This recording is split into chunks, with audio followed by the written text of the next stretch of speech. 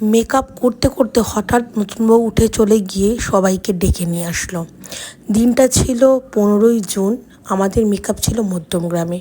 টোটো করে যখন ব্রাইডের বাড়িতে গিয়ে পৌঁছালাম, এই যে চিকু আমাদের স্বাগতম করে ঘরে ঢোকালো।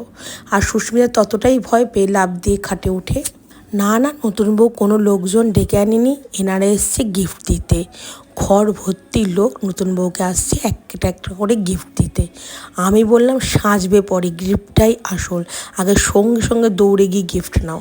ও হেসে বেচারি গিফট নিল, সবাইকে নমস্কার করলো, তারা চলেও গেলেন। আমি আমার সাজানো আবার শুরু করলাম। বাট যতক্ষণ সাজিয়েছি ততক্ষণ কিন্তু আমার দর্শক সংখ্যা কম ছিল না। এই যে সব আমার দর্শক সংখ্যা, কিন্তু এত ভালো দর্শক আমি কিন্তু এর আগে পাইনি। আমার কোনো অসুবিধা হয়নি। নতুন বইয়ের পোজ দিতে অনেক অসুবিধা হচ্ছিল, যাই হোক তারপর খুব কষ্ট করে একটা ভিডিও নিলাম নতুন বইয়ের। বললাম একটু তো করতেই হবে, না আমি পেজে ছাড়বো কী করে। শেষমেশ একটা ভিডিও নেওয়া হলো, সেটাই তোমাদের সঙ্গে শেয়ার করলাম। কেমন হয়েছে জানিও।